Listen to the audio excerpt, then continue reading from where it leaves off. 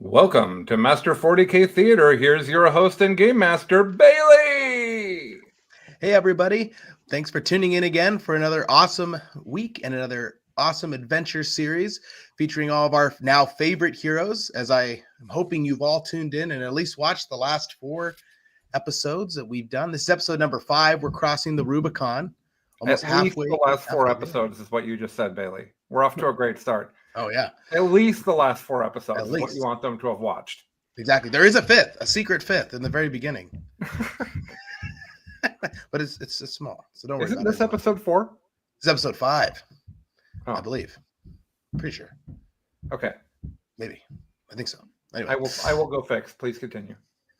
Wonderful. All right. Well, so introduce everybody. So yes, if you're tuning in for the first time, my name is Bailey. I'm our game master for this session. We also have Kyle Nolan here playing Preacher. We have Nicholas Fromme playing his Eldari Farseer. We have Jeremy Nakano playing our Rogue Trader All Day 40K. And then we have Colin Sherman also playing our brave and blusterous Dongo the Bulgrin. Dongo! Okay, so just to give us a recap from our last session, it was a brutal one. Our Farseer friend was horrendously maimed during the course of the brave adventure as our heroes went through a dusty old tomb, dodging dangerous servitors, which luckily never powered on, but also having to play hopscotch across a lot of pressure plates, or depression plates, as I like to call them in the last episode. And it did cause some depression, as unfortunately our Farseer lost his arm, and it was very, very hurt. Well, it's not lost. Dongo has it, right? That's true. It's in parts, though. Yeah, it has been hacked into pieces. Dongo still has it. It's not lost. True. It's in the fanny. In the fanny for later. Mm-hmm. Very good. So then, yes, the party ended up coming into surviving all these pressure plates and coming into a large, gigantic inner sanctum to the temple. And there was a strange sort of seesaw-like device that our brave rogue trader Gage and Father Huck had to very, very carefully move together in synchronization, or else they'd fall into the pit of darkness and despair below. And then at the critical moment, when technical skills were needed to hack the force field surrounding the map and hard drive that were encased in a little kind of plinth, they could not seem to crack the code. But there was a button that said override, which was pretty great. So Gage did indeed press that button, which awoke a host of servitors that are flying, that have very scary looking muzzles coming out of their mouths. And that is where we left our party, with Gage and Huck standing in the very middle of this teetering seesaw-like device, which is locked. At least when we left, it was locked. Probably still is, but they might want to be careful with how they sprint away. As well as Dongo and our Farseer Altiok standing by the door, watching as all these flying skulls awaken. So I'd like everybody to start this session by rolling me an initiative check.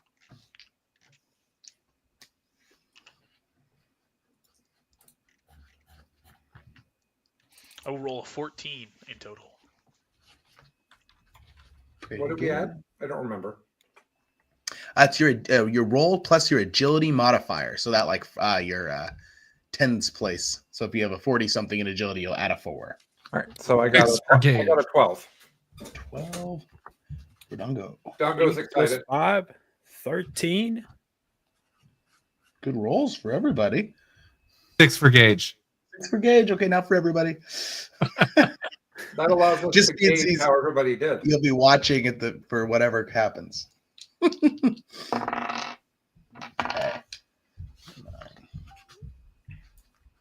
Perfect. All righty. Well, that's pretty fitting. So Altiok, you're our first person to see all these servo schools just start descending from the ceiling and surrounding our friends upon the plinth. Incredible. Altiok believes he has the perfect solution for this current problem. and I would love to begin the encounter with an Eldritch Storm centered on the Servo Skulls. That sounds like a plan to me. I agree. It's an incredible plan. Like 30 feet above our 30 feet above our brave compatriots out in the middle of the plinth.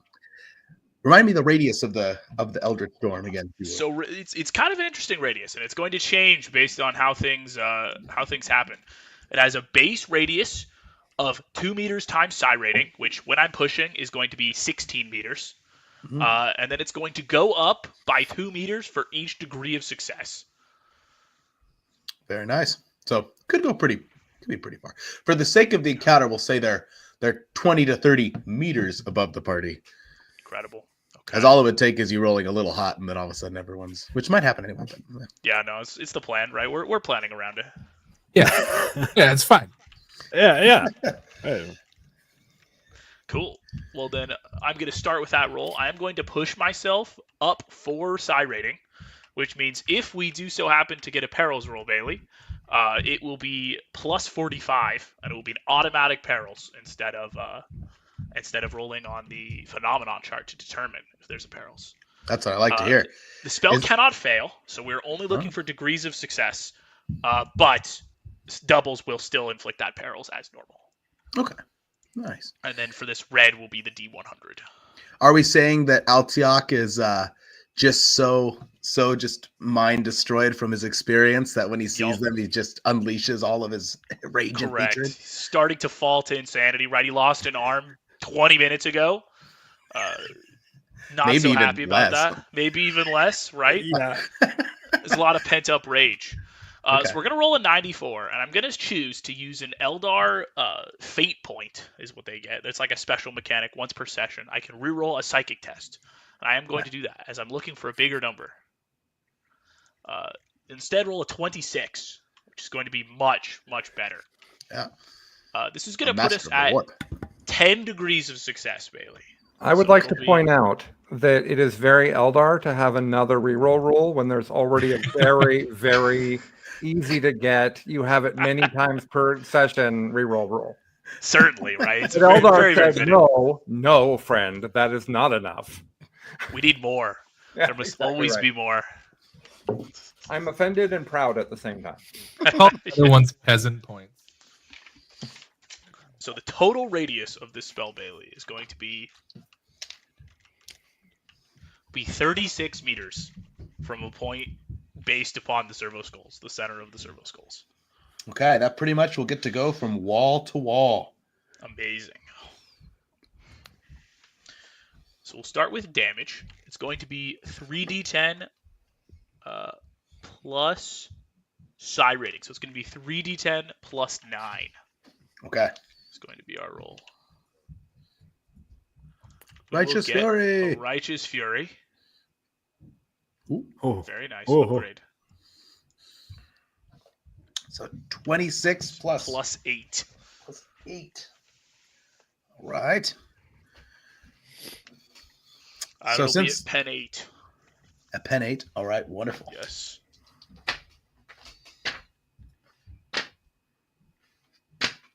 Oh, they roll so good, but not so good.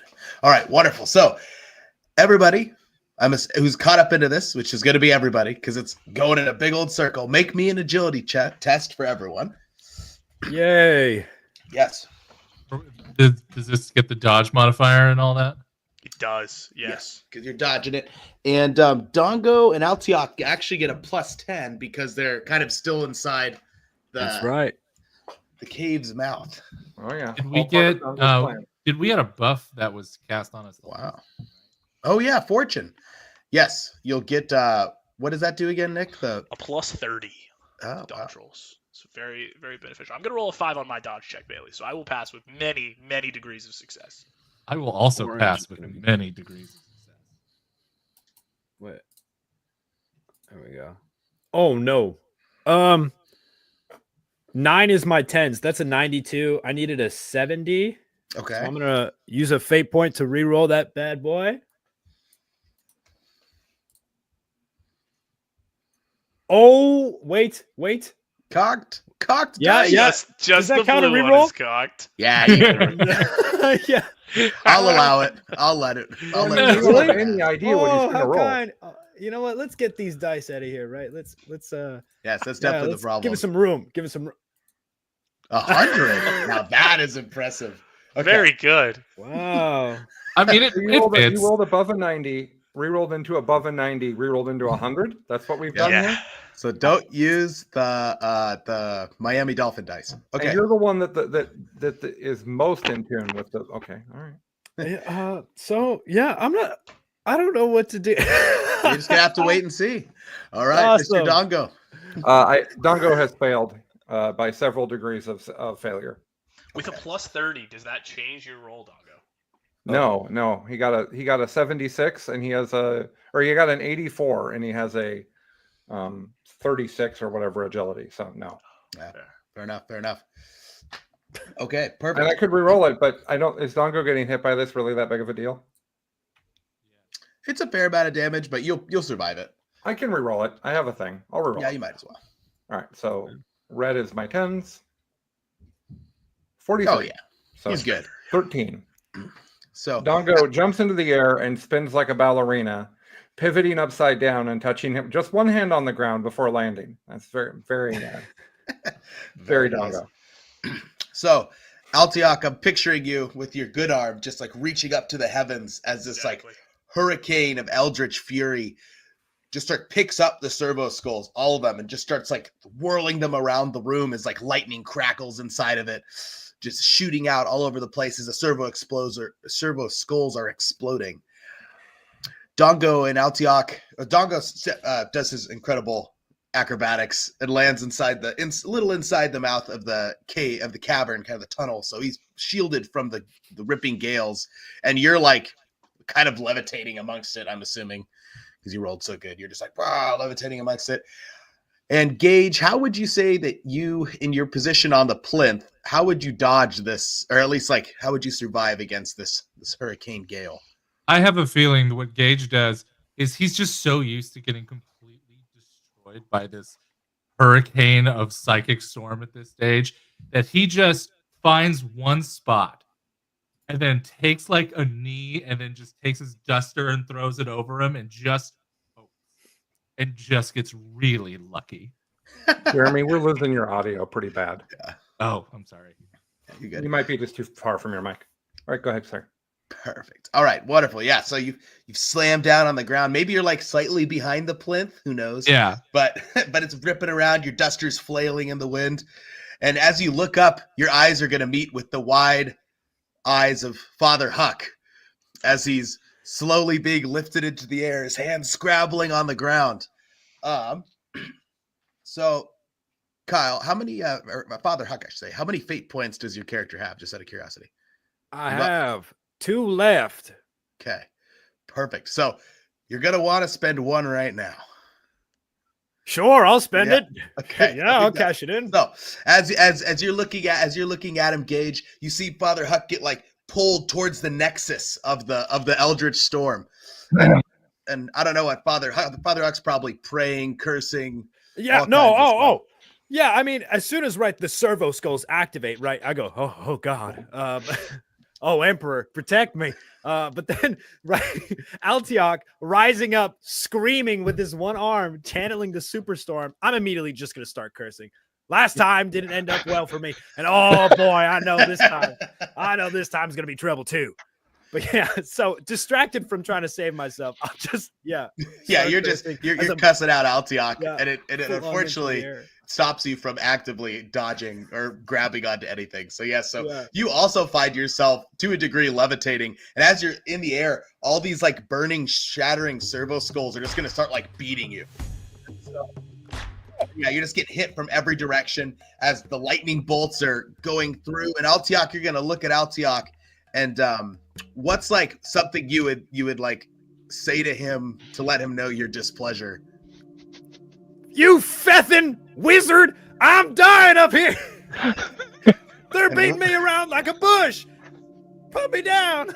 And right when that happens, you kind of see like this like greenish emerald hued golden light just like shine down from the heavens upon you. And like you feel you're not getting hit by servo skulls. There's just like almost like a peaceful wind.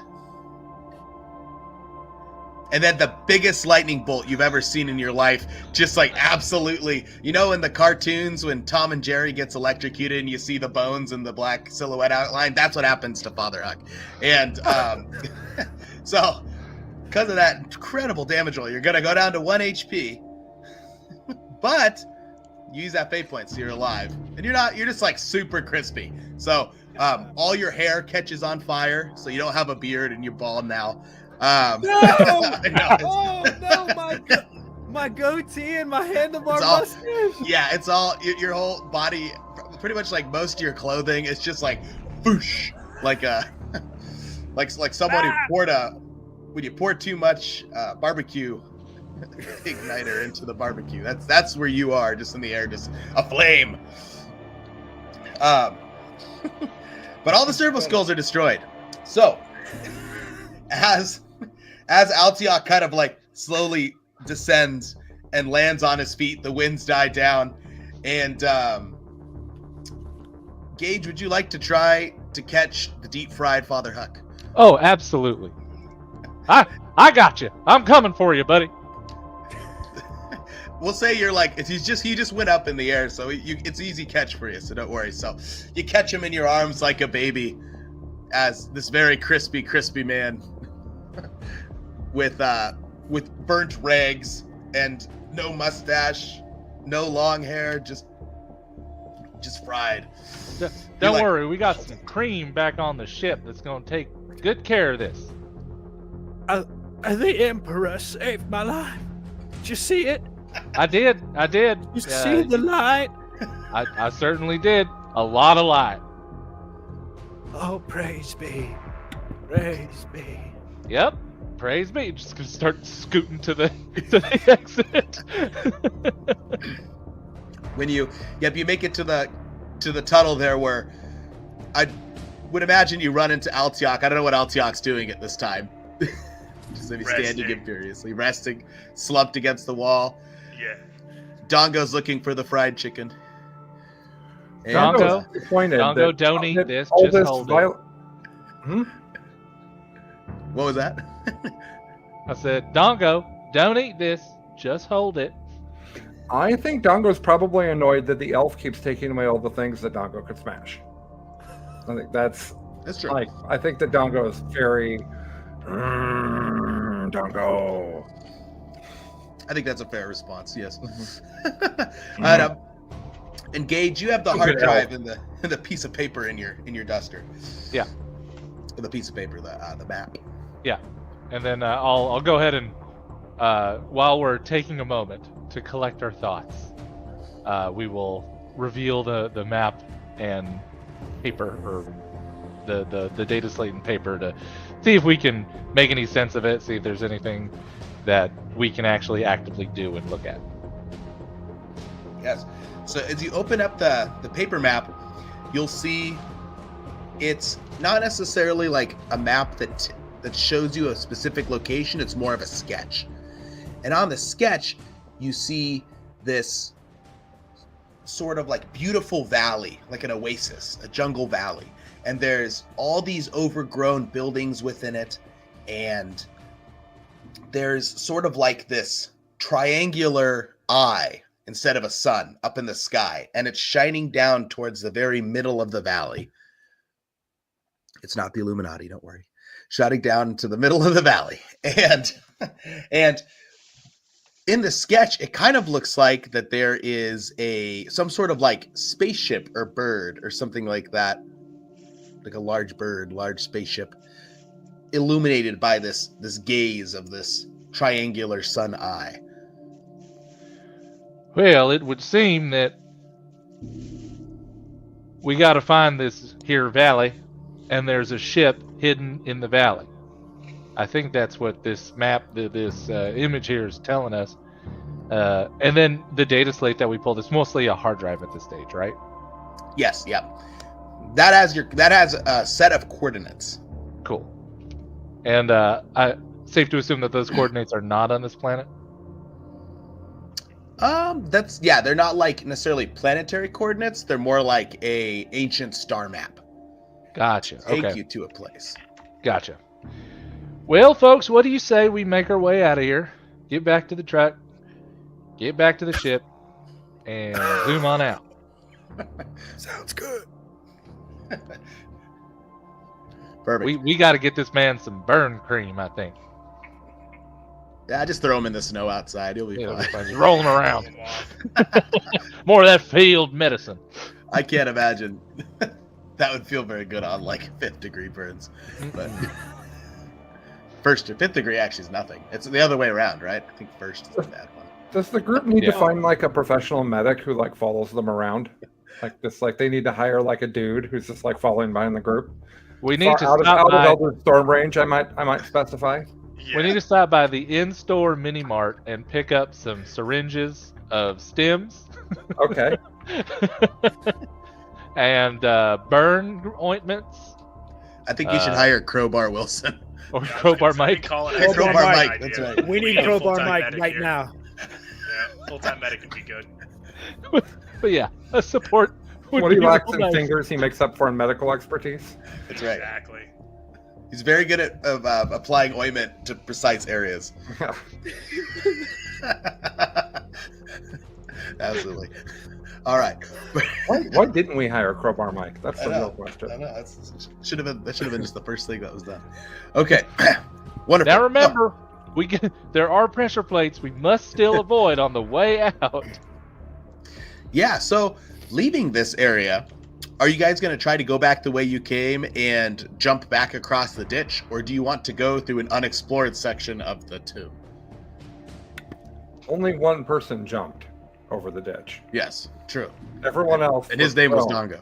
over Yeah. the ditch. I think that the explored pathway with the dongo toss is the highest degree of success we have available to us. With the dongle Certainly. toss. But what if there was a curiosity? What if there's loot? Don't let me dissuade you guys, but Aren't Says you the just thin, like a- crispy aren't you just like a voice. stack of bloody mess that we're carrying around with us? at this oh, point? I am. But what if Dongo explored for us? Dongo, you look healthy and safe. Why don't you? Well, Dongo doesn't like the darkness, so you're not going to get very far. Oh, that's right. And he's claustrophobic. Oh, that's true. okay, that's right. Yeah. Both things. Kind of a double strikeout here in this situation. All right, wonderful. Okay, so we'll go back. So the only thing I'm really going to make you roll for, because you guys know where the pressure plates are, is the chuck. So Dongo. Dongo. Right. Dongo. And I'm assuming you probably want to throw Huck last so that you guys can try to catch him. So his Yeah. broken bird body isn't just like. Yeah, Well, I feel concrete. you toss Under the you wood toss chipper. Gage first as he's trying to explain how we're gonna do this again. So, Then Eltiok because he's the second worst off, and then Eltiok and I do our best to catch the piece of jerky that is the father 3 coming. arms should be at us. enough. I'm sure we can do it with 3 arms. we need to remember that Eltiok only has the one arm. Yeah. Yeah. That makes That's him a true. lot less help in this situation. Also lighter. That's true. He's like playing safety or backstop, just in Yeah. case like one hand would miss. Maybe he can. His hand can. Ease that up a little. So, bit. listening to the conversation of who gets thrown in what order, Dongo picks up Gage and hurls him. All right. No! Make me a strength check, Dongo. All right, here we go. Red is 10s here. Okay. Oh, cocked. Well, that's cocked. Thank goodness. Uh-oh. I'm gonna have to move these dice away from each other.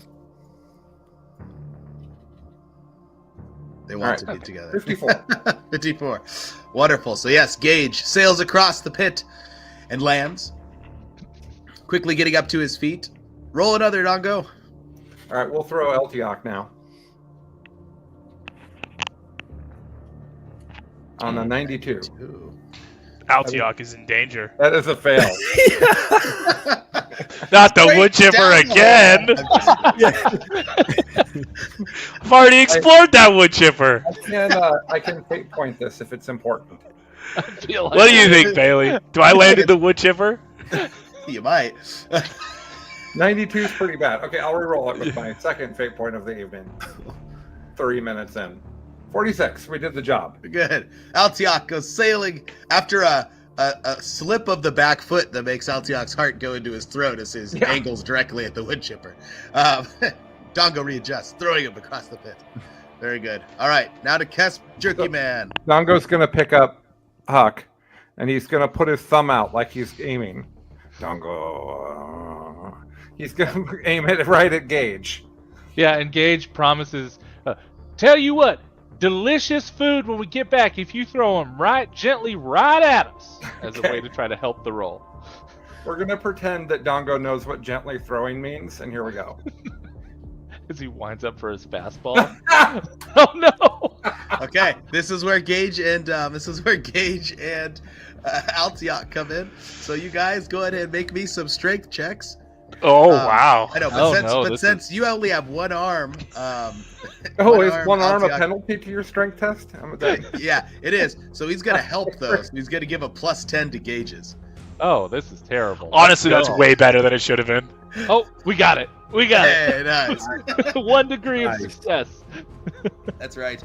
Altiok helping way more than you would expect that he would. They catch Father Huck's little crispy body, and and then they're set. So Dongo, it's you.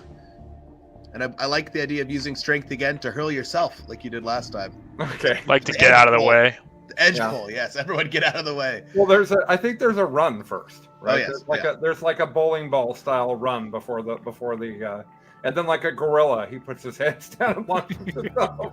Yes, I agree. Okay. 96. Oh. It's not great. We can catch him. We Yeah, got this. You could. This is true. So yes. So Gage +10. See if you catch him. Oh no.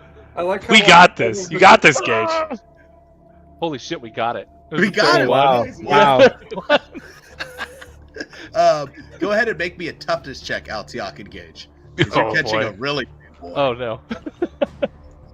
Blue is the 10. Oh, I failed that one pretty hard. Yeah, I'll also fail. Okay, it's all right. You need You'll to- each just take 1 damage. It's not the end of the world. I think we Oh, need to be rolling the dice more. I think they're not actually flipping. So let's be careful about that. Yeah, good. Wow. Yeah. Very good. All right. There's So, probably a reason that I rolled 5 of 6 90s and he's rolled 4 of 5 90s. That's probably that's true. you guys aren't rolling enough. That makes sense to me. Okay. Yeah. So. Oh, see, look at that. Look at that. Much better. Yeah. So. I was just gonna spam But it. each take 1 damage off your sheets as Dongo just smashes into both of you, and you all go tumbling around on the ground, but not into the wood chipper. That's all that matters. So, Oh, Altiok's life is flashing before his eyes. He's been in that wood chipper. He knows what it's like. that's right. Kind of misses it. It's kind of strange. Anyway, but no. just kidding. Become a Did sadist. Dongo take a damage as well? Dongo does not, because you have squishy bodies to land on. Okay, I just wasn't sure if any of them are pointy. Am I like landing on Legos? Altiok might have been at one point, but he's been seriously blunted Okay. A little more By the- stubby now over by the pointy. chainsaw whips. Lost his shins and nom. That's right. All right. So you guys you've made it. You'll kind of make your way back out to the front of the building, and you see your Torox is still there. Now it's pretty covered up in snow, but luckily it's got those lovely tracks, so you don't necessarily have to worry too much. So I think we should attempt a Medicaid check on Father Huck to see if the cold snow will help with his immense burns. I agree. Do some nice field medicine, rolling him around, and hopefully restore some of those hit points of his. Altiok Oh. believes himself to be a doctor, so he would love to try to help I mean- Father Huck along. I Get can't that help rubbing. thing but away from me. love this enthusiasm. Yes. Dongo of science!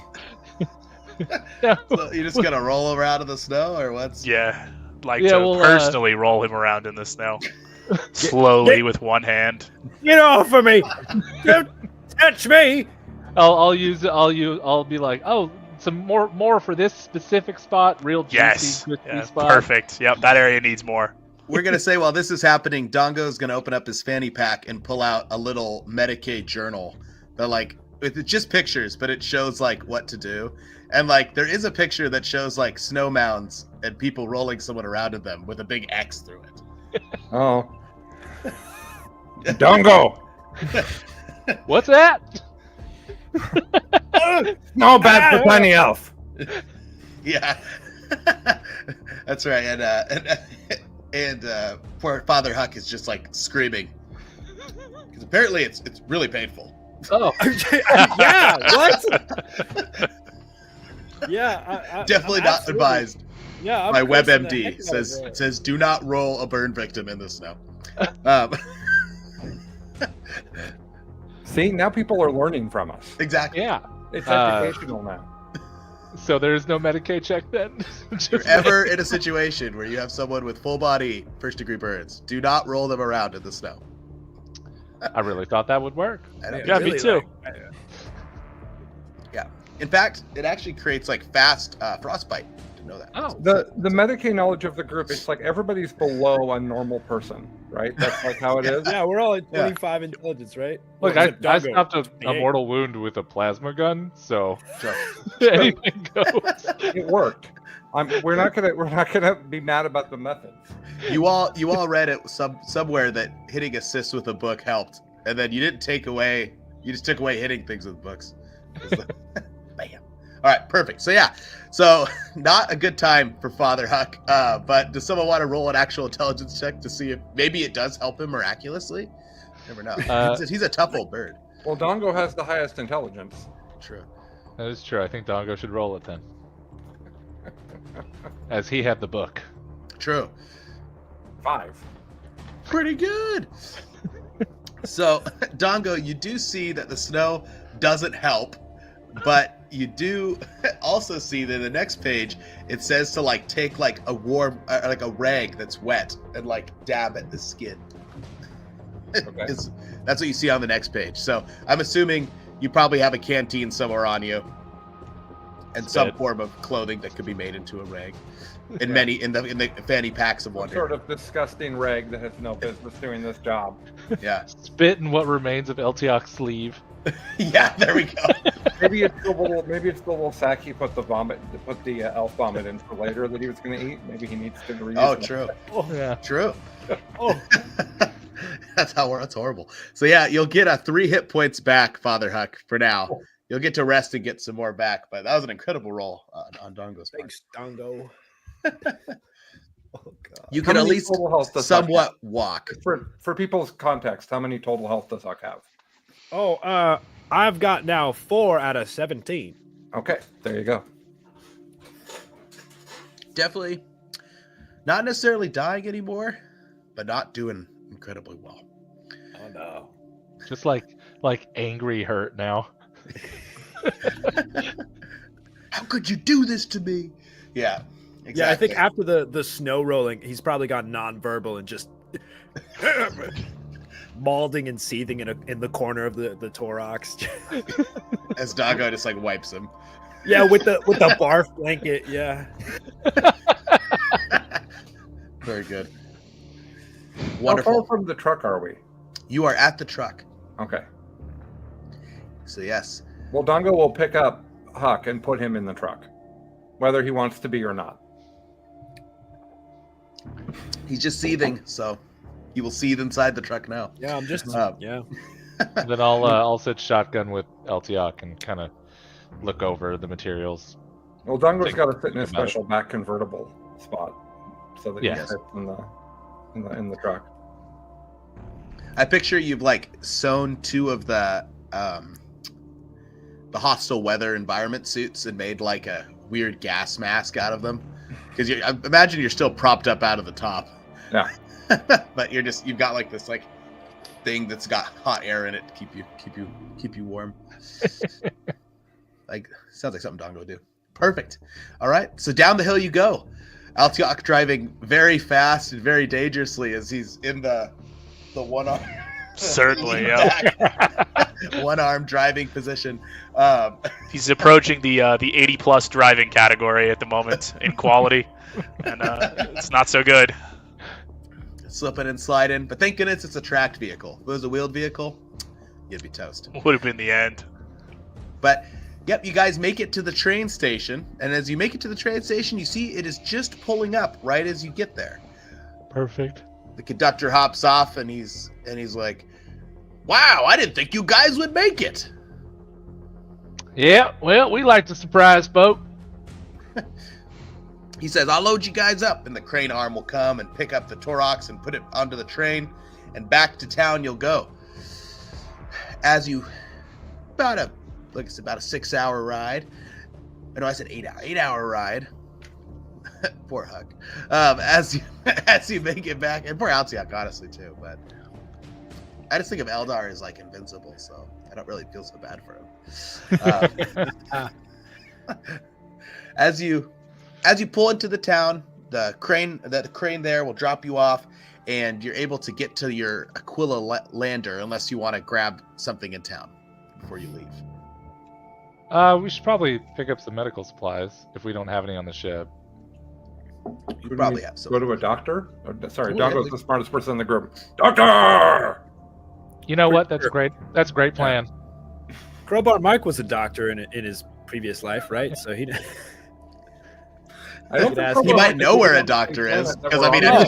I'm sure this scenario Oh led yeah. him to meet a doctor and become quite well acquainted. We're We're not going to see his turning around cousin to go get scalpeled doctor him. His cousin scalpeled him. No, his cousin scalpeled him. Scalped him. Oh. Sure. Yeah. So anyway, so Dongo will run around knocking on doors, frantically yelling, "Doctor!" Doctor! Doctor! Doctor! Doctor! Doctor! Doctor! And in most workplace industrial injuries, this level of franticness is pretty common. So the people are pretty quick to point out to next to that kind of big drinking beer house that you guys went into, there is a small 20-foot by 10-foot little RV shack kind of deal attached to the outside. And that's where the local surgeon works, more or less. Yeah, Yeah. Shack surgeon. Let's go. Right. And as you have to find a picture of Shaq, Colin, in a doctor. That's the thumbnail. Shaq surgeon. Okay, so you guys will drive up there very fast, and you'll knock on the Doctor door. need doctor! Doctor need doctor! And as you initially open the door, there's kind of almost like a airlock in the front, and there's a whole bunch of frozen body parts and limbs that are kind of stacked like corded wood in the frozen area. And then you'll enter in through these big heavy slaughterhouse curtains. Well, Doctor's distracted now. He's looking at the limbs. He's not making it any farther into the building. Yeah. Knowing this behavior, Gage will step in. Yeah. There's a lot of interesting things there for Doggo, yes. Hello there. How we doing? A thin, reedy man with he's got a mechanical hand that's got a whole bunch of little knives and cutters, and he on his left hand. He reaches out to shake your hand, and then he's like, "Oh, my bad," and he reaches out his other hand, and he's like, "Hi, I'm Scalpel Tim." Well, hey, you Scalpel. Lovely to meet you. My name is Gage Rex, and I have in my care a man who has been burned to some incredible degree, and an elven man who has recently lost an arm. I don't suppose you could help us out. He says, "Oh yeah, that'll be nothing compared to what I deal with on the day-to-day." Oh, that's wonderful news. Come on in, fellas. So you'll enter in, and then you're about 2/3 into the shipping container kind of situation, shipping container shack, and there's a nice little waiting room. It's got 3 folding chairs and a table with some cards on it. Little hot AmSec dispenser with some hot vodka. Sounds good, basically. Yeah.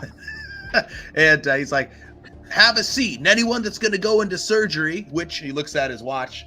He's like, "In about 10 minutes, once I'm done with the other guy," he says, "just make sure you have a couple drinks of that, because that's the only anesthetic we got." Great. Excellent. Great plan. And I'll go over and get the little paper cups Altiok would like to go to Crinkle it. Dongo. And he would like to reacquire his arm. It is in pieces, I know, but Altiok is convinced that it can be reattached. Dongo says, no. Come on, Dongo. I need my arm. You should show him. You should like explain to him that he needs room to carry all these other That's arms. true. You need room for all these other arms. There are so many arms that you could have. My arbitrary roll says that Dongo says no. No.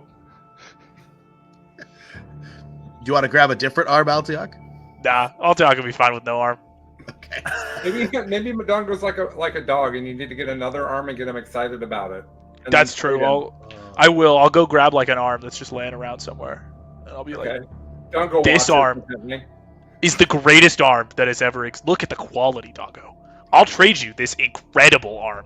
It's like frozen My to arm. another arm, so it looks like two arms made one.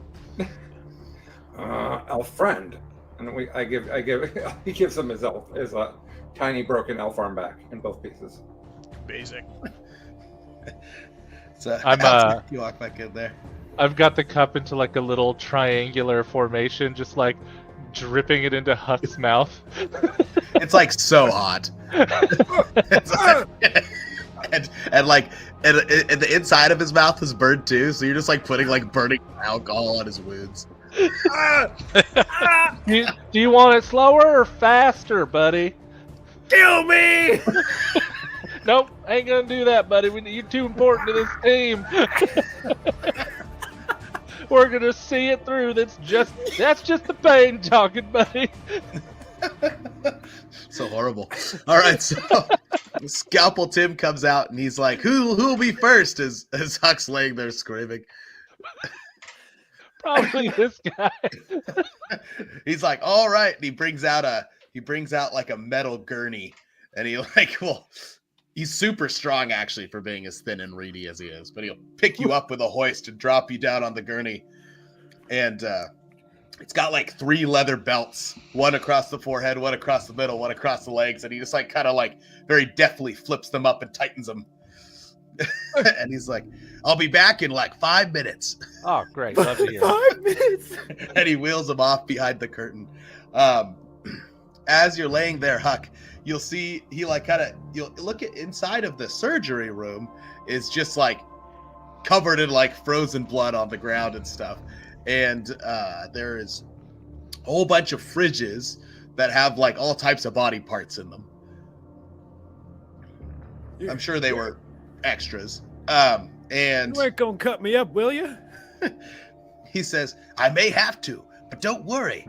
I'm going to replace you." Oh. All right. Okay, roll me a toughness check to see if you fall out from his administrations. See if you pass out from his administrations. You're not falling out of the gurney. Yeah, I was like, yeah, I got strapped pretty good. 91, and I needed a 60. Okay, so Father Huck, you'll look at him as he's like, "First, I'm gonna have to remove all of this skin," and then you'll pass Wait, out. what? So miraculously, about 8 minutes later, out he comes with you hear lots of like whirring and like it almost sounds like a wood shop in there, like a high school wood shop. And out he comes, and there's Father Huck, and he's completely bandaged up, and he's got like a very nice like red wig on his head. But he's unconscious still. And he's like, "Okay, he's set. Who's the next one?" I'll walk up with my multiple arm pieces that I'm just holding. He's like, "That's not going to be a problem, Sonny. Don't worry." And he'll be like, "You don't even need to get on the gurney. Follow me back." I will cautiously. The fact that he knows Xeno biology is really concerning. Yeah, well, I mean, he might not even know he's an elf. Okay, great. Yeah, we're pretending, and if things go wrong, they go wrong. Yeah, really top-notch medical care is what you're getting. Yeah. So as you walk in, there's like a lazy boy armchair that's just moist. and he's gonna have you sit on it. And Ooh. yeah, you're gonna sit on the moist lazy boy armchair, and so he's gonna use his scissors and he's gonna cut open your robes, I guess, and he's gonna look at your stump and he's gonna be like, "Ooh, that was a tearing rip.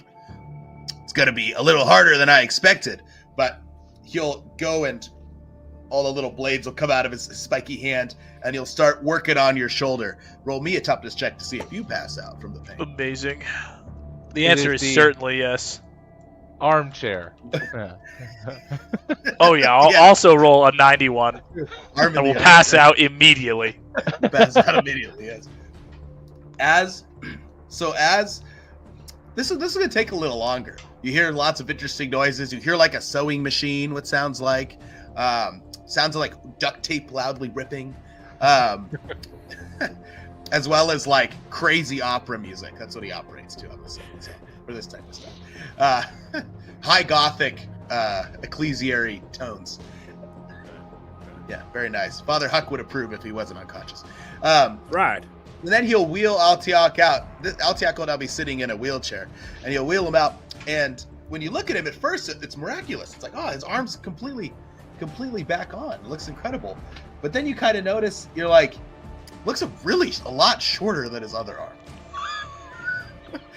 And so when he comes out, he says, Mr. Gage, so the problem was Yeah. the middle one, Uh-huh. where the initial tear happened, Yeah. unsalvageable. Oh. All right.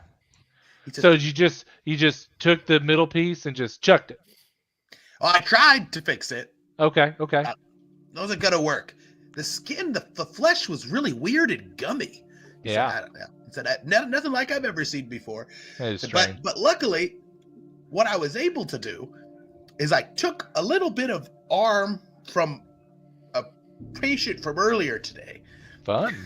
and I stitched it on, and then I stitched the other hand on. It wasn't as long as this guy had some really long arms.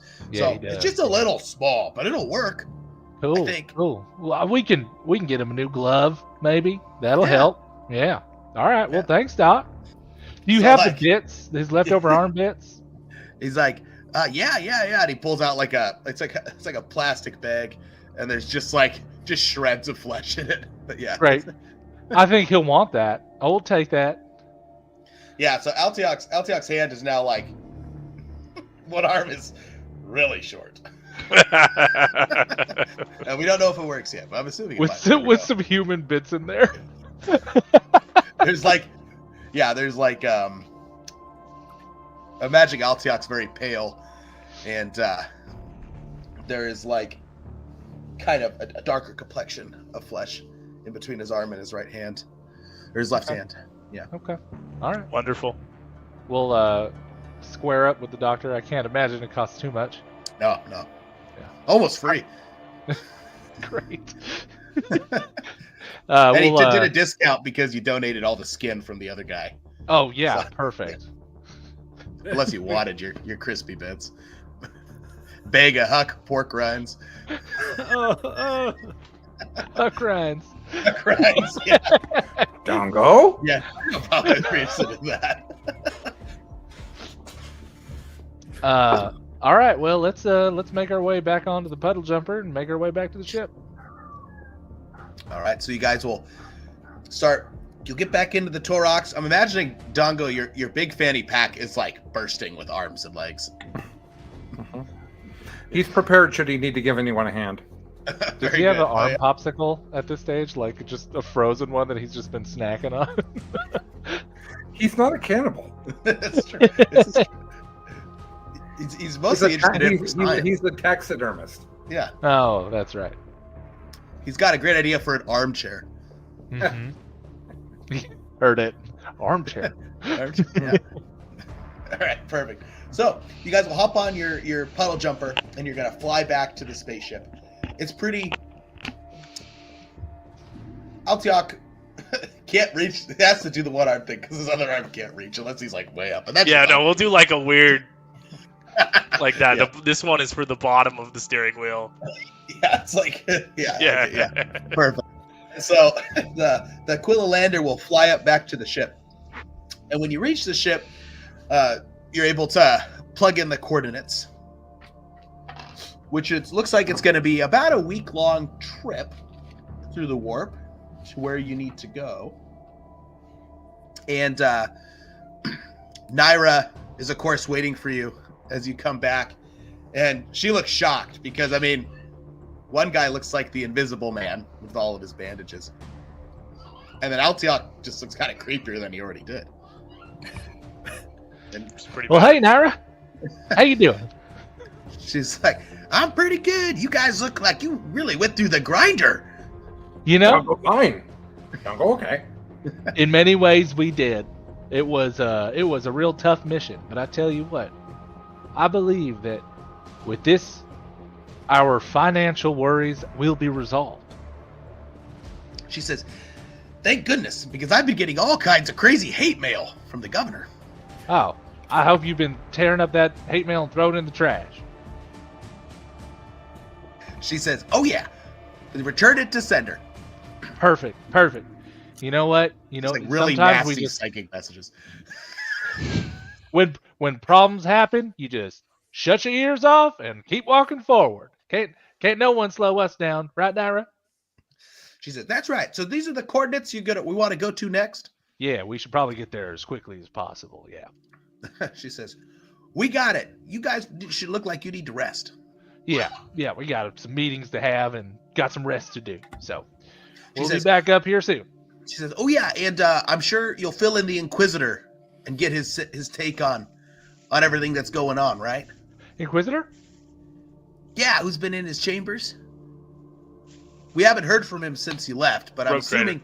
He means Road Trader. Oh, yeah, Cornelius. My bad. Okay. Cornelius. Oh, of course. Yeah, we're gonna go check. We're gonna check on him right now. I'm gonna say that she actually did say Inquisitor, and I think your guys' responses are correct, right? And then she's like, "I'm sorry, Rogue Trader. All these psychic messages about sending Inquisitors after us. My bad." Oh, well, let's hope that doesn't happen. All right. Let's go check on Cornelius. And All right, perfect. So, what's your guys' plan with Cornelius? You were gone for about 2.5 days, all the way through, basically. It's Corwinius, by the way. Yeah, Cornelius. or Corwinius. All right, gang. I believe we need to either do a deception, which I'm not keen to do, or be honest about it, because we have a plan now, rather than no plan, and like we had before. So I believe that Naira and the rest of the command crew could accept the route that we are on now. It seems logical. What do you guys think? Yeah. Yeah, being honest would function. It would work. I believe that we've done some good things by finding this stuff, and I think that we'll be able to have a more successful and paid crew should we pull this off. So I think that, like they said, it's been going on 2 years since really anyone's gotten anything outside of rations. And while we may be in some disrepair and need to spend most of what we receive on, the crew and everything else, we are going to we'll be able to move forward rather than be chased by the governor. So we'll break the news and hopefully keep the crew on our side and have a new sense of purpose and drive. Do you want to do it before you get to the planet, or do you want to do it after you get there? I think I want to do it before. give the Before you ship- make the jump to warp speed? Yeah. To give the ship a renewed sense of hope rather than this continued spiral of misfortune. All right, perfect. Do you want to announce it like in an assembly format, or do you just want to put it over the loudspeaker, or like? Assembly format. Okay, very nice, very nice. Okay, perfect. So, yeah, so you'll let Naira know to assemble pretty much everybody that can, except for the few people that are important for keeping the ship running, to go down to the launch deck where you'll meet up your probably 900 crew members or so. Yeah. And so they'll all be kind of sitting around, standing. There's not really anywhere there's nowhere to sit really except for the ground. So everybody's like crisscross applesauce or standing around. And there's kind of 4 or 5 crates. That is kind of like a raised dais that Naira has set up for you guys. I will have on my fanciest of duds. And underneath the duster will be the writ of trade, obviously. So I'm not gonna for the grand reveal. Very nice. But Gage will walk to the top of the crates and start. Well, folks, I come to you with both terrible and hopeful news. Our great leader Corwinius has fallen. In fact, he's been Loud gasp from the crowd. for some time now. And it is in our best interest that we all move forward because he has granted us a boon. He sent us on a mission to find a treasure. And it is this, and he holds up the tablet, and he pulls out the map, the image. Yeah. These 2 things that are going to lead us, all of us, to a real payday. Something that every single one of you will be able to relish and be excited about, so that we can get back on our feet, so that we can all move forward in this very, very dark and dangerous galaxy, so that we can find new paths and forge new futures for all of us today and moving forward. And so that we must all, and so to reassure all of you, but I will say that Corwinius has escalated me to Rogue Trader, and then I will take off my duster and reveal the writ that I've probably pinned on my chest or something. Very nice. Yeah, there's this super long piece of parchment with all these different seals upon it and stuff like that. It's just on your chest, and you're like, oh. Very nice. And you can trust that I have your best interests in mind as we move forward to greater new heights. So go ahead and give me, it was a very good speech. So give me a plus 20 fellowship test, if you would. Excellent. That's great. It's 12 degrees of success. Very nice. So your end of your speech and your display of the patents upon your chest just whips the crowd into a frenzy. There's 1 or 2 people facing the crowd. You can see they're a little hesitant, but for the most part, everyone's just we're going to get paid. Let's go. And they're just whoa, screaming and cheering. Even Naira wipes a tear from her eye and is that was a pretty good speech. So he's been dead this entire time? Yeah, look, we didn't want to do it, but we were panicking. It was a real rough time. It's a real shame, and what we're going to do is make sure that he rests well and put him down properly and have a nice burial for him. And make sure that this ship goes right. She says, well, I'll be your first mate in this then, and make sure That's everything right. goes good in this situation. Absolutely. We'll go ahead and put that promotion through ASAP. Perfect. Alrighty, so everybody's going to get to take a nice long rest here, so you can bring your hit points back up to full as we're traveling through all of you that are lower than max. And for that exciting mission, everyone's for off-camera time, you're going to get 800 XP to spend. Exciting. That is so good. While we're traveling through weightlifting space, Dongo's speech. Dongo's going to try to make a bouquet of arms for the memorial for like the Rogue Trader. I like it. Yeah, we'll have a big overblown ceremony for Corwinius, and make sure that the everybody who wants to attend can see him and just give everybody the chance to say goodbye. Very nice.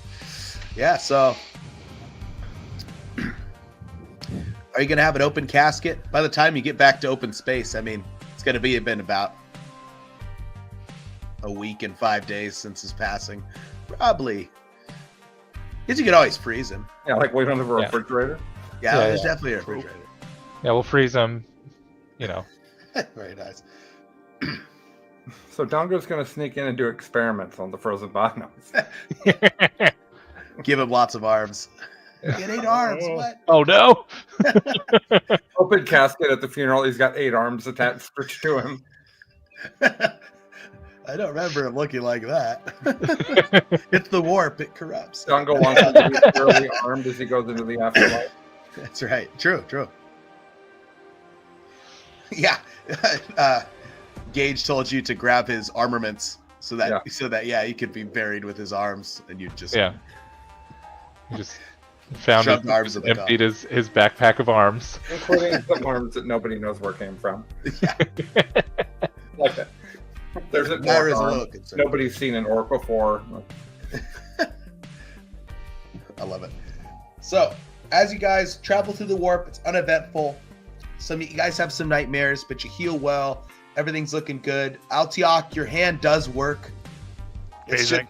takes some getting used to because there's a lot of like reaching for water glasses and then like not grabbing them, trying to Yeah. open doors and not opening them and just running into them.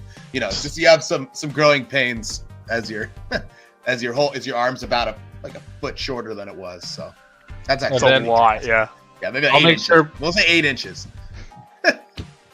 I'll make sure we sit down with our Adeptus Mechanicus guy, and be like, "All right, we have a couple of really wonderful things for you here to document and store, so that you have stuff to take home with you." He's like, ooh, computing. What do you have to show me? And I pull out the image, the picture. This was in a vault, in this compound, and then also this. And I pull out the hard drive, and say, "Well, we pulled some coordinates off it, but I'm sure there might be some more really useful stuff on here. You think?"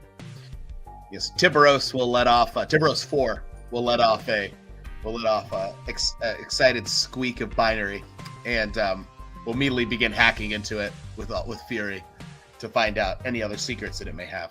He's Wonderful. less interested in the paper. Well, fine, we'll take it. We'll do some. Is there any does the paper itself offer any kind of checks for research? If there's any imperial, I have imperial lore. Yeah, go ahead and roll me a intelligence check. I believe is what lore is under, unless you want to argue for a different stat. No, this is perfect for me. Yeah, no, we didn't get it. It's Because you could also try to find maybe an old-timey crew member and use your fellowship to see if he can interpret things. that might be a good idea. So let's hunt down for the scruffiest, oldest imperial, somebody who's just been on the ship forever, This is someone that Dongo knows really, really well. It's the chef of the ship, the cook of the ship, the head chef. He is a ripe 190 years old. He had a rejuvenate treatment when he was 70, so he looks kind of weird. But then he didn't have the money for it again because he didn't get paid, for forever. Yeah. And he can tell you that's been a reoccurring issue with this rogue trader house. It wasn't just Corwinius. It goes the poverty goes back. So, as you come down to the chef's quarters, it's kind of in between meal prep, and he's sitting there and he's chopping these weird gelatinous squares into portions. And he's got this big cleaver, and he's just decrepitly raising it up and then slamming it down, raising it up and slamming it down. He's got a bunch of cabin boys who are 13 or 14 that are taking this gelatinous mess and putting it into a gigantic mixer. A lot of yeah, chef. Yeah, exactly. What's his name? Waldo. Waldo. Don goes, Yeah, and Waldo looks up and he's like, he's like, the retinue, and he says, Gregory, bring a portion to Dongo as is customary, and one of the youngest of the children will grab a large like piece of, it looks like the gel that got laid out and like baked into like a cookie kind of, this large like strange jelly cookie. He'll bring it over to Dongo. okay. Dongo will eat it Cookie Monster style, where he's just shoving it into his face Oh yeah. and letting the crumbs fall. And then I'll approach. Although Dongo was pointed me in your direction. I can't make heads or tails of any of the symbols here, but I don't suppose you can tell me what this is, so that hopefully we can get you paid up here soon. He says, I don't know what I'd do with any money at this age, but maybe I'd buy a new set of knives, as you look at his like super dull jelly cleavers. Yeah, maybe we outfit the kitchen with some more tools and whatnot. Could do some of that too. He says that would be Are very jelly appreciated. cleavers that are for making jelly, or are they cleavers that are made of jelly? Because I don't understand either. Yeah, it's a gigantic, blunt, like thick cleaver for cutting jelly. Okay, great. It's like a big cheese knife. Yeah, just even like thicker. No. It's kind of funny that he says they're blunt because there was no edge to begin with. It's kind of like a square thing attached to it. Yeah, anyway. But yeah. So he'll say, "All right, Sonny, hand over the map." And I show it to him. He's gonna unroll the paper and he's like, yes. He says, there's a secret message here Whoa. that can only be made visible by kitchen grease. And he'll run over to the oven. Isn't that fortunate? It is fortunate. And he opens up the bottom of the oven that's just like this lake of kitchen grease. And he'll grab a piece of cloth and dip it in, and he comes over and he like rubs it on the map. And it will just get really dirty and gross looking. And then he'll be all like, "Oh, that was the wrong spot, sorry." And he'll wipe it on the other part of the map. And then you'll see like these weird runes, and he'll be all like, yes. He said, when I was the chef for an inquisitor, he taught me how to read Xenos runes. And he says, and this is one that I haven't seen for almost 100 years. He says, but it's their symbol for a temple. He says, it's an ancient race of alien, one that I didn't even know was in these parts, but he says, I can't remember the name to save my life, but it's been 100 years since I worked for the Inquisitor. And he says, but my guess would be this is a hidden temple somewhere. Okay. All right. Well, thank you so much, Waldo. We appreciate all that you do for this ship every day. He says, yeah, no problem, as he stands up and he cracks his back and grabs his jelly cleaver and goes back to chopping the jelly as it comes out of the jelly mixer. I'm going to go take a nice big handful of that grease from under the... Oh, yeah. And it's There's a straw next to the oven for him. It's like eating the cookie dough off the mixer. It's the same thing. They get it up on his hand. I like it. Would you like to lick the drawer? Yeah. Elgiok, I don't suppose these runes mean anything to you, buddy. I'll take a look at them. Do I recognize them? Give me a roll on... I'm sure you probably have, Eldar lore? Yeah. Yeah, give me a roll on Eldar lore. Ancient species lore. I will roll an 80 and have very little to offer. That's okay. It's all right, yep. You're like, it's not Eldar. Do we have like a library on the ship or anything of the sort? in Corwinius's quarters, he kept a small library for looks. That Okay. was a bunch of books that he thought looked pretty great. Cool. Well, we'll hop into the library of potential knowledge, and I'm gonna spend my the whole time just trying to figure it out. Yeah. Oh, I'm absolutely. an idiot, but maybe. Yeah, true. So, yeah, the journey will progress. Many days go by. Father Huck, you're able to remove your bandages, and while you do have skin that isn't burnt anymore, it's all very shiny, and it's kind of like a purple color. You know, the color of frostbite. Your whole body is like that color, very purpley. Oh, you look like a gene stealer. You're looking all What the- Xenos, huh? What in the Emperor's place has happened to me? Why do I look like this? You are basically the best way that the surgeon figured out was to save your skin was to peel off the crispy bits and then to give it the rest frostbite immediately. Oh, all right. So you Okay. can't feel anything on because All your nerves are dead. yeah. But Don't go jealous. yeah, Father Huck got an upgrade in Dongo's eyes. But yeah, so you Upgraded. kind of look like a Blue Man Group guy kind of now, just a little I'm darker bald blue. now. I've got no head. I'm just a Blue Man Group guy, except I've got a blind, scarred eye, and Yeah. I'm all Hagrid. Does he have an innate additional toughness now, another 10% for having no feeling? Yeah, I think that'd be a permanent increase to your toughness stat by 10. I think By so. 10. By 10, yeah. Wow. And don't forget the red Raggedy Ann wig that you got. Oh yeah. What? Okay. How much more insane is he? Is my next question. I feel like I'm gonna start losing it. Yeah, actually, that's a good point. How many insanity points had you taken, Father Huck? Right now, I'm at 2 points of insanity, but Oh. easily this could jump me up. Yeah, I think this experience probably put you up at least 10. At least 10.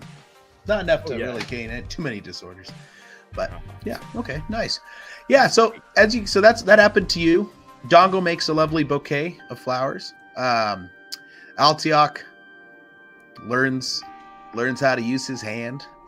Little stubby hand. The baby hand. That's right. And Gage does some reading. He goes deep into the books. Most of them are just some really boring stuff. There's the Codex Astartes for some reason. There's a chained up book of Logar. You can't read that because you can't find the key, but it's all chained up. It's just there to look edgy. There's a whole bunch of Lex Imperialis law books, some Adeptus Mechanicus Biologus books on different species, but you do find a history of the sector that you guys are in book. And as you're digging through that, you notice that the coordinates that you were going to do have an entry in the book. Oh, And so as you're going through that, you'll find out that this was the little sector of the system that you're going to was once a part of the pre-Great Crusade human expansion into the stars. And after the great warp storms came across, which caused the Age of Strife, you're going to see basically in the entries that it became a kind of like an agricultural haven.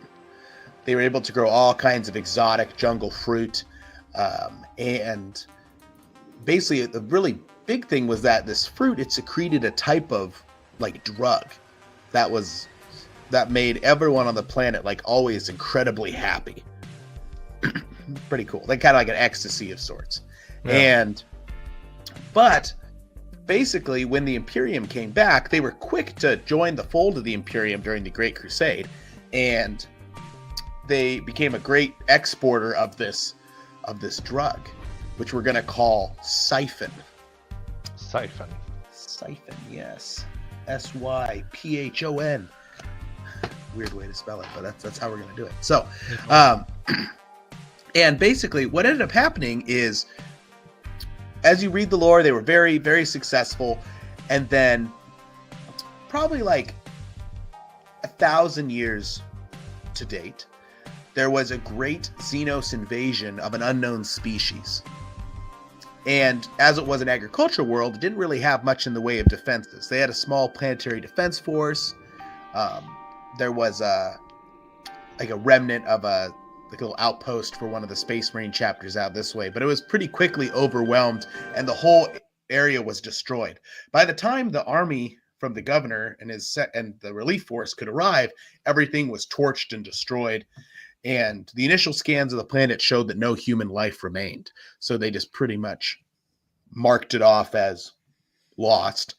And the governor at the time felt that the exporting of the drug wasn't worth recolonizing the planet, especially when they didn't know where the aliens had gone that had destroyed it. And so basically that's the story of the sector, is that it was eventually abandoned. It's kind of been a known hideout for pirates and smugglers and the such, and anyone that tries to find leftovers of this drug, which is now in very high demand because it isn't made anymore. So, but there's old stockpiles and stuff on the planet. Oh, okay. But that's what you read in your history lesson. Great. I will share that with the crew during one of our stand-ups that we have periodically throughout the journey. And then as far as, so mechanical question here, as far as like picking up some drugs goes, like in terms of like Medicaid drugs and all that, how does that work? Yeah, so everyone should starts with some sort of pack when you make a character. So there's like an adventure. It's kind of like an adventures pack and stuff like that. They're called like kits. Usually it's like an interrogator's kit or, stuff like that. But basically that guarantees each of those packs make sure you have like the necessities. You've got like knife, flashlight, data slate, ropes, that kind of stuff. So yeah, you definitely could go to the medical bay and pick up, like, everybody gets a medical pack before the mission starts, because that's going to basically allow you to do a Medicaid check with pluses instead of negatives. I feel like you didn't know it, which everybody does. Love that. And I think it probably is a good idea if everybody grabs 2 packs. Maybe Dongo takes 3 because of his fanny space. But yeah, well, we'll pick up adequate medical supplies for this leg of the journey. But just this one time. So Dongo would like to find the largest flashlight on the ship. Largest flashlight? Yes. Flashlight on the ship. The largest light that Dongo can carry. So that he will have an appropriate flashlight next time we are at a dark place.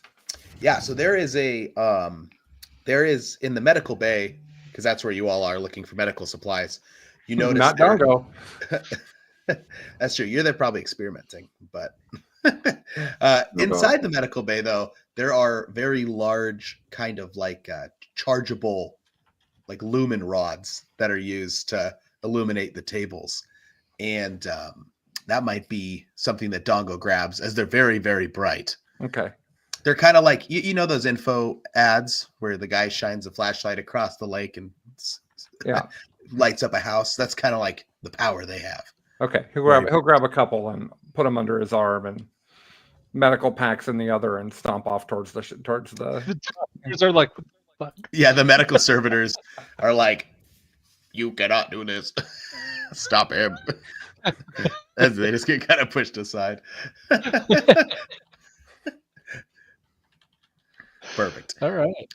So the spaceship will break the warp as Naira will Vox speed to you, Gage, and she'll basically be like, "We've arrived planetside and we're ready for the funeral." Excellent. And so we will make our way to our standing post, and we will engage in funeral services. Obviously, the procession will be the coffin on Dongo's back as we walk forward. I agree. Like crucifix style, dragging it in the dirt. Like Just I don't know that that's the symbolism we're looking for. That's fine. we were his And burden in life, and now he'll be our burden in death.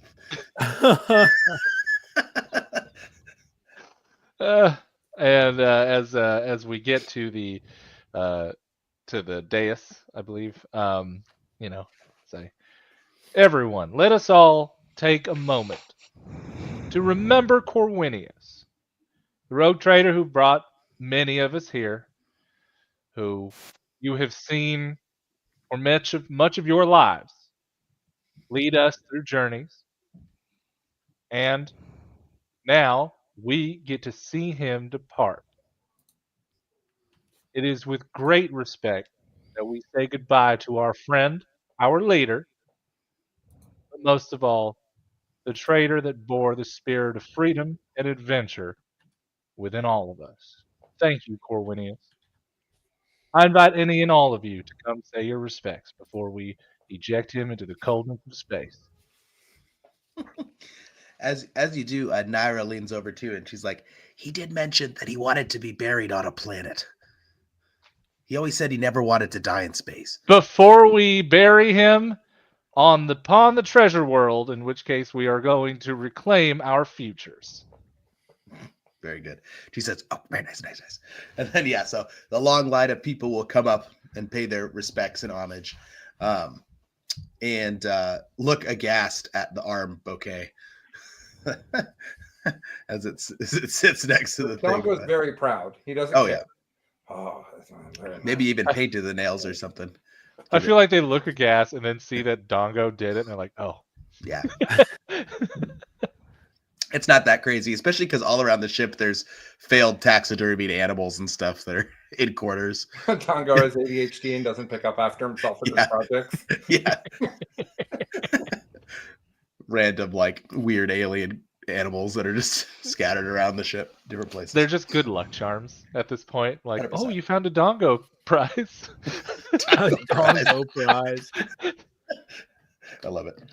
Perfect. Okay, so you guys probably get all ready for your mission, I'm assuming. Oh yeah, what's the And- planet like? Is it going to be a like Enviro suit kind of? Doesn't look like it. So apparently it's a breathable atmosphere. The whole planet is at a sitting it's sitting like 84 degrees, 100% humidity. So like, yeah, it's rough. Georgia, got it. Pretty much. Equator, there is no equator. There's just the planet. And it's a moist jungle atmosphere that was really only good for growing this type of like fruit that was then made into the drugs, refined into the drugs. But yeah, and as you look at it, basically you can see that there's an old abandoned like spaceport and export that's still that seems like you could dock a ship, and there may be even some like functioning vehicles there. There's not really a whole lot of data on that, but as Okay. well as, and from what you can see, it seems that like it rains like 18 out of the 30-hour days. Okay. Longer Are cycle. we able to scan, look for like, I don't know, old ships with unknown signatures? Yeah, totally. Naira does not see any Okay. necessarily in your proximity. Well, I suppose we might have to go down and check out this spaceport, and maybe there's some logs about an old alien vessel making its way there. Yeah. Sound good, boys? That sounds fine by me. Certainly. Just fine. All right. How you doing, Huck? You okay? I am different. I have been burned by the flames of the Emperor and yet brought to ice to melt in my flesh anew. I don't know who I am anymore, but I do know this. I shall serve you still with my utmost pedigree. So he's not. Emperor be praised. Emperor Dongo like New Huck. Yeah. I like your complexion. It's nice. It's like a forever tan. Forever blue tan with the red Raggedy Ann. I want to, by the way, due to the 10 points of insanity, I would like to be waking up every day and curling my hair. So, Yeah, absolutely. it's just I gotta make it look nice. But it's a wig, so are you curling it while wearing it? Because that's much creepier than like Yes. taking it off. So creepy. Yeah, no, absolutely. 100%. That's the move. Because you curl your hair when it's on. It's your hair, so of course you'd curl it while it's on. Exactly. I don't think the wig ever comes off. No, it does not. No. Like if it like Mandalorian shifts a armor. little bit, like he has a really bad day. Like Ah! I've taken Uh, to try and like perma glue it to the scalp. Oh, jeez. Whenever Dongo walks by him, he just kind of adjusts the wig on top of his head with his giant hand. Just sets him off. Yeah. Eltiok, how's your arm? Is it are you getting along okay? Yeah, he wiggles around his little stump. Works great. Best And it could turn out.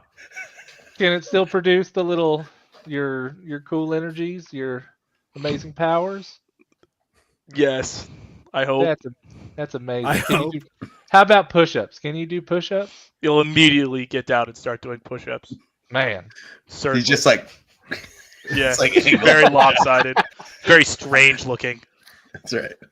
this is amazing. This is absolutely amazing. Everybody's talking, but Dongo's confused doing push-ups behind the group. Yeah.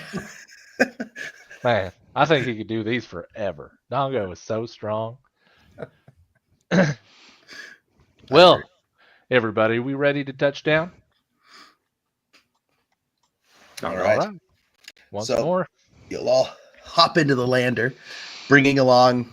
Do you cremate the Inquisitor to bring him in like a little jar, or do you bring the body to bury it? I think we should The bury it. Inquisitor, the Rogue Trader. Yeah, I think we should bury the Rogue Trader. I'm concerned that he is actually an Inquisitor at this point. And He then might we're be. about to He get in might be. trouble. I even wrote it in my notes that he's an Inquisitor, so maybe he was an Inquisitor. I don't. All of He a is sudden, cosplaying as a rogue trader this whole time. Too funny. Yeah, so the Aquila lander will go down. It's a pretty smooth entry. When you guys break through the atmosphere, it's just torrential rain, like just pouring down, like when it's monsoon season, like it's just like just pouring down water. And as you land into the spaceport, you'll see the ground is covered by at least like 6 to 7 inches of running water pretty much at any time due to the rain. And the spaceport itself has been completely reclaimed by nature. There's like vines everywhere and all kinds of like beautiful lush flowers. And you see lots of these like strange, like watermelon sized yellow fruits that are hanging all over the vines basically. And as you land, you notice probably 4 or 5 just wrecked Aquila landers. There's one large space freighter that just looks like it had been burned out in the port itself, and it's still attached to the dock, but everything's all burnt out and covered in vines as well. And then there's the control tower that is basically right in front of where the Aquila lander lands, and that's basically where all the information from the port would be stored. Well, let's make our way up there and see if the computer will be nice to us. Perfect. So as the ramp lowers, you'll step out and there'll be kind of big electronic doors that will be sealed. They're closed right now at the bottom of the tower. So you're going to have to try to basically get in. All right. Well, let's see if there's a button. Normal is. door access entry. There is. Only downside is long ago been waterlogged and destroyed. So Hey, Dongo, you think you can get these doors open? Maybe. Maybe. I think he does. So he will step forward and strength of 72 on Dongo, right? Dongo's mic was not working. Oh, Dongo! there you go. Perfect. So Dongo, roll me a strength check to see if you can bust open these doors. Puny doors. At a -10 though, because they are completely covered in vines. Dongo's not concerned. 25, much success. Nice, yeah. So there's a tightness into the vines as you feel the initial as Dongo strains, and then the doors will slam open, and and as it opens up, you'll see like a whole bunch of like strange lizard things come scurrying out the door as as it opens up. They're all like kind of like the size of iguanas, but they sprint really fast on the water. And they'll sprint like those lizards that run on the water from the National Geographics. So as you open it, you see basically like the floor itself is sunken in from water, so it's probably like waist deep. But there is a staircase, like a rotting, rusted staircase that leads up to the top of the control tower. I wonder if there's anything dangerous down there. To pull out a flashlight and peer closely into the water. Your flashlight, like it sort of illuminates, but it's kind of hard to see because it is so dark inside. Okay. You might need a Dongo flashlight. Dongo, you want to light the way, buddy? Dongo excited to pull out his new light. Flips it on The light of 1,000 and suns. aims it right at Gage's eyes. Oh! That's right. This high medical grade LED, gigantic light bar, just like what you'd put on like a freaking Jeep, just blast inside, and it's like super bright light. You see a whole bunch of little animals like scurry out of the way, and as it shines down into the depths of the water, you see like this strange white like fish thing scurry into a cave and hide from the light. Very large fish thing. Okay. Hey, I didn't see a single tentacle down there, so I think we could just make our way to that staircase. What do you guys think? Certainly. Dongo. All right. Let's I'm go. gonna pull out my flamer though, just preemptively.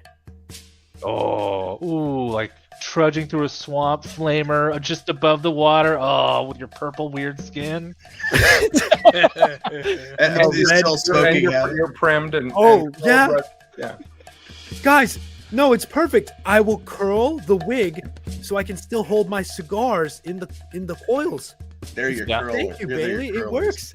Yeah, it does Yeah. work. 100%. So, who's leading the way? Dongo. Dongo. So, Dongo, you'll lead the way as you guys Well, kind of. Dongo's the one with the giant flashlight. That's true. That's true. So maybe someone else should lead the way. Altiok clearly is a Hey. prime candidate for leading the way. Dongo's Agreed. gonna He does shout have the Albion best back and awareness. Say, "You fragile." So Altiok you'll kind of wade through the water, kind of sticking to the edge of the room, and while Dongo has the light shining above the water, you'll kind of see the weird like fish thing kind of poke out as you enter the water, but it stays away from the light. So you'll get to the staircase, and you'll see it's very rickety, and like the bolts have like come off from the wall and stuff. So Oh, maybe we should climb up and hang a rope off the top. Might be a good idea. I'd probably say, who's the lightest from your guys' profiles you made for yourselves? Probably me. Probably LTL. Yeah, probably. All right, perfect. So Altiok, roll me a agility check. Incredible. Can't fail those. I will Oh. pass with 6 degrees of success.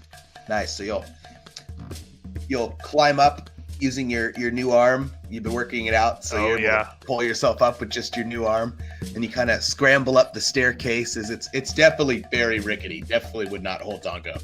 So very, very rickety. You'll climb up to the top, the main terminal access area, which will look down directly into a pool, and you can throw a rope if you would like. I would, and I'd also like to comment on the arm. So due to it being a human genetics now, and the training regimen it's been experiencing, I have one normal stubby elf arm that's not very large, and just a super ripped human arm that's really, really small. Like a bicep. Yeah. Too But yeah, I'll strong, lower man. the rope down. It's like a bodybuilder's bicep on a baby. Yeah. Very Okay, nice. so we'll climb the rope. Perfect. So go ahead and make me a +10 agility check because it's not too hard for everybody. Okay, yellow is the tans. I failed. Splash. Damn it! Oh, I just barely failed. Splash. All right, let's try it again. That's right. Oh yeah, we're As you splash down into the water, the fish thing like gets more agitated. But again, Dongo's light seems to be holding it at bay. Failed again. Splash. Splash. More cursing. I'll go helping. That's right. Oh, Dongo definitely helping. How about I Huck? failed again as well. 87 out of 60. I need a 45, so it's less. Dongo than might need to likely. throw you guys. Can Dongo give us a boost to help with the roll? And it's so easy he can do it with a bunch of arms tied behind his back. Yeah, true. Great, So, great. Dongo, give me a boost, buddy. all right, make it a +30 agility check now. We did it. So good. Yep, a very waterlogged Gage will climb to the top. Same with Huck. Dongo, would you like to climb the rope as well? Yes, but agility climbing the rope? You could use your strength. Good. No legs involved, just pure muscle. Oh yeah. 16. Yeah. So fast. Ninja warrior speed up that rope. That's right. So you'll climb to the top, and as you climb to the top, your light will shine down, and you see the large fish. It's now like right below the surface of the water, looking up because the light's dimmed a bit for it, so it can come up. But you'll climb to the top. As you reach the top, you'll see a whole bunch of terminals and a backup power bank. Okay, let's make sure that it works. There is electrical readings when you use your little tester. Beep beep beep. All right. Well, let's turn it on. Click. You'll hear kind of sputtering. There's a bunch of sparking. One of the plants that's like inside the box will like ignite and burn up, but there'll be some lights that turn on, and one of the terminals that's green is not like destroyed will light up, and you'll see it asking for a password. 8008135. Click. Go ahead and roll me an intelligence check. One of these times is gonna work. It didn't work. I rolled an 88. So there's that override button again on the data slate. Dadgummit. Well, get ready. Something terrible's gonna happen. Huh? Beep. The computer kind of whines a little bit, but then you're in, and it doesn't appear to have set off any sort of alarms or anything like that, considering this is just a Burnt out air government tower. terminal. Yeah. Okay, we'll get in and then we'll just, look around for alien runes, temple, anything that kind of pops up under that. Yeah, so basically the last of the logs from when the port was attacked, more or less, Yeah. you will see a whole bunch of video logs. And in the video logs itself, you don't necessarily see any aliens because apparently the attack happened at night. And that's what the voiceover from the control tower will say, basically, that they've been under many attacks throughout since the invasion began, but they only seem to attack at night. And in the last one, you see a video of one of the freighter that's burned outside. You see, basically, it was the last of the people trying to get out, and it will eventually be caught on fire. As the guy in the tower is like, you hear the sounds of like las pistols firing and like explosions, and he's like, they're getting in, and then you'll hear like a weird like oh, noise as you'll hear as the video feed will cut dead. Okay. So, is there any other video files or anything of the sort that is stored on this terminal? No other video files, but there's some maps, and of the maps themselves, not a lot of the planet itself had been settled. Okay. But there was a very, very large, probably like a 7-day travel into the interior of the planet, the main planet, main body on the planet, I should say. There is a large kind of like plantation Okay. where they grew all the fruits. And is that plantation rooted in a large valley?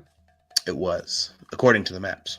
Perfect. So then, well, I think we've got our destination. So let's get these coordinates and get back to the ship. Perfect. So you guys will grab the coordinates from the computer, and you will come out basically. Actually, yeah. Do you want to climb down the rope again, or do you want to? I think we do, but we got to make sure we drop a light down first for Yeah, I this was gonna angry white fish that seems to be trying to do something sinister. It's true. Hungry. Yeah. Hungry fish. I think Dongo should go first this time. Yeah, I agree. Well, yeah, except that Dongo might get angry at the fish and decide to fight it. Which dinner? Yeah. Saying, I mean, you never know. Yeah. Yeah, before we go down, Dongo will say, "Could eat fish, Certainly. smash If you- fish." If you want to smash that fish, buddy, I'm all for it. All right, Dongo enthusiastically will get down. He'll hand the light. He'll hand the light to Gage. Okay. Massive Jeep light. And then Dongo will wade down into the water with his giant sign and get ready. I kind of picture you just cannonball. Oh yeah, there we go. Just he'll leap into the water and try to land on the fish. Sounds good. So yeah, so as you're kind of shining the light, Gage, you're not shining it like super directly, so the fish is just kind of, you can see it like right below the water, and the fish is probably about Dongo's size, which is pretty big if it was like one of you guys jumping in. But for Dongo, I mean, it's kind of like as if someone was like trying to tackle like a big pig or something like that to a degree. So yeah, so Dongo, what's your plan? Are you just gonna try to like grab it, throw it out of the water? You're trying to like stab it, punch it? Well, I was gonna hit it with my sign. Oh, okay. Yeah. Sounds good. All right. So Dongo will leap off the edge and make me a weapon skill check, Dongo. Well, I don't know. I mean, maybe that won't make it very edible when we're done. I guess we'll find out.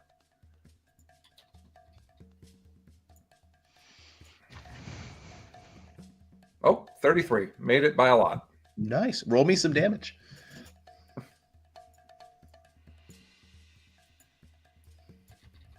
It was not expecting a Bulgrin. That's a Doing big 15 damage to it or whatever. Yeah. And Nice. he maxed it naturally. Maximum damage. So it's Oh, nice. 10 plus 5. What is the melee thing again? I have more than just the plus 5 for my Yeah. melee. You have a natural strength, so it's plus 14 to your damage roll. You also righteous fury. Yeah. So, yeah. That's what I mean. Yeah. Yeah. So So I you think roll that an additional D10, and then you'll get to add that damage to the roll as well. Is that because I roll the max, Nick? Yeah. Exactly. Yes. It's like the a Emperor crit shines wound. down on you.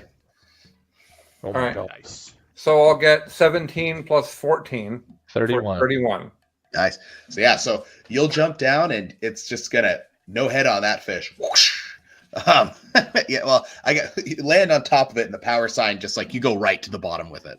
And you're just gonna slice the head clear off as bubbles erupt from your power field. I'd assume power fields still work just fine in water. I don't think they would short out. Yeah. No, not in this. Yeah. So you'll I mean, chop that's through. cool. Yeah, not in this universe. But yeah, so and you'll kind of I don't know if Dongo's pretty muscular. I imagine you probably just like climb out of the water and as a fish floats up to the top, head chopped off. Dongo will grab the rest of the fish and throw it over at Gage in the group. No, take take it to the ship. We'll be down in a minute. We just slide down. Yep. Slide down the rope, Yep. swim to the edge. Yeah, but no, it's a pretty big fish. It probably weighs like 120 pounds. Okay, Dongo will carry it then because everybody else is weak. Yeah. Yes, this is true. Yeah. Though you're not sure about that Father Huck. He might be strong enough now, but because he's a new person to you. Now that he New can't man. feel the pain of lifting things that are too heavy, which Yeah. will actually make him probably tear his muscles when he tries. But that's okay. Nothing to tell you to stop. Seems like a bad weightlifting ability. But a great religious fanatic ability. Absolutely. Yeah. So you'll make it back to the ship. And when you get back to the ship, you'll see basically that for some reason, it would appear that when you were coming down, there was like an exposed panel and it will fried the in-flight like board. So it is inoperable at this time. The ship Yeah. suck. Yeah. So Well. because it wasn't the nicest ship, remember? Right. This was what did I say? I akined it to a Honda Accord, 2007 Yeah. Honda Accord. Like 2002. not bad, but not incredible. So there definitely was some exposed paneling, and wasn't really when you have torrential rain like this. And It, that's our only ship, right? Yeah, Okay. so you need to fix it, or fly the one in the valley, or the bird, whatever it is, bird ship.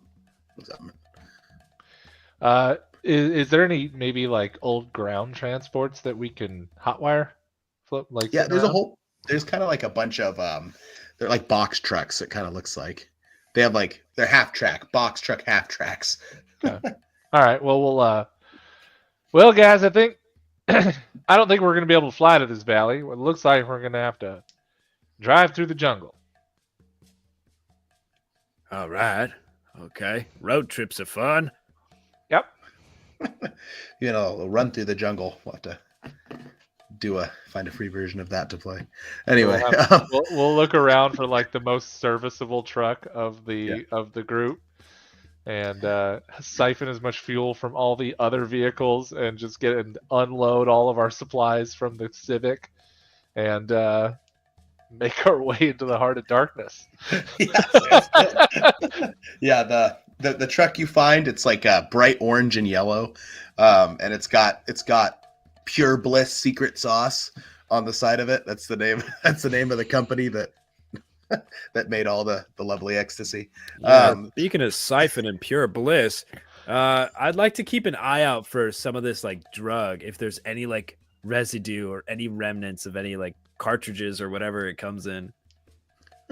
Yeah, so you don't necessarily see. You see lots of like empty ones, and there's of course all of these massive melons hanging all around you.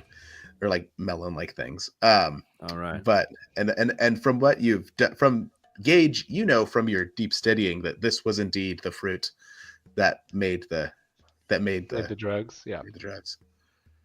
Okay. Yeah. So you guys will hop in. You'll get everything loaded up. You get it running, which is a miracle, but you do get it running. I imagine Dongo rips out a couple engine blocks just in case something I goes was wrong. going to suggest that we take the floor out and do it Flintstone style, but Maybe once the other 3 engine blocks don't work anymore. Agreed. So this one doesn't work, and he throws one of the engine blocks away. Oh, this one doesn't work either. Throws the engine block away. Turbo succeed. Exactly. Mechanic Dongo now. Mechanic Doggo. So yeah, as you guys will get inside the truck and get ready to go, you will start off as night is starting to fall, you will start off into the jungle. And the headlights don't work, so I'm imagining there's a gigantic medical light bar strapped to the front of it. Yeah, we probably cut a moonroof for him to For be able to stick his head out and just hold the bar. I like it. Don't go helping. Exactly. And I think that's a good place to leave us tonight for Yeah. our next section. So Thank you, everybody. I want to thank Bailey for putting in all the work this evening, as always. and the lovely and talented Nicholas Frame, and of course Kyle, who won't tell me his last name, and then of course all day 40K, Mr. Jeremy Nakano. Nakano. Nakano. Thank you, guys. All right, and I'm Colin because someone has to be, and we'll be back next week. Thanks everybody. Bye now. Adios. Bye.